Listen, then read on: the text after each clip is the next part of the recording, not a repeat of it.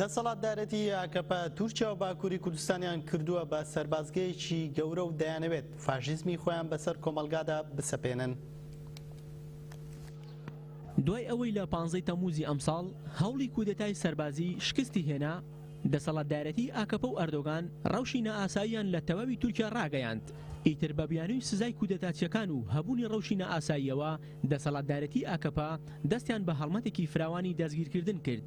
دیمەنەکان وها دێنە بەرچاو کە لە بری کودەتاچیەکان ئاکەپە خۆیان دەستیان بە کودەتا کرد بە سەردەنگی ناڕازی و ئۆپۆزیسیۆندا.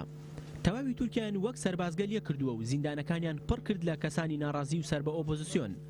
دەسەڵاتدارەتی ئاکەپە بەوەشەوە نەوەستا و دەستیان بەهێرش کرد بۆ سەر شارەداریەکانی باکووری کوردستان. لەو چوارچێوێژدا 24 شارەداری کوردیان دەستگیر کرد و کەسانی خۆیانیان لە جێگەیاندا دانا.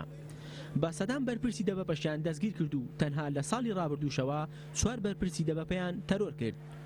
لە درێژەی هێرشەکانی ئاکەپەدا بۆ سەر ئۆپۆزیسیۆن و دەنگی ئازاد لە 28 مانگی ڕابردووەوە حکوومەتەکەی ئاکەپە 12 تەلەڤیزیۆن و 11 ڕادیۆی داخست. پێشتریش دەسەڵاتدارەتی ئاکەپە هێرشان کردبووە سەر میدیای ئازاد و چەند ناوەندێکی تریان داخستە بوو. ئەو هێرشانی فاشیزمی ئاکەپە تەنها لە تورکیا نەمایەوە، بەڵکو پەڵی هاویشت بۆ وڵاتانی ئەوروپاش. لەو چوارچێوێژدا ئاکەپە داوایان لە کۆمپانیای یوتێلسات کرد کە لە فەڕەنسا پەخشی مدنووچەی ڕابگرێت. کۆمپانیاکەش پێش 2 ڕۆژ پەخشی مدنووچەیان ڕاگرت. ئەوەش ناڕەزایەتی توندی ناوخۆیی و نێودەوڵەتی بەدوای خۆی داهێنا.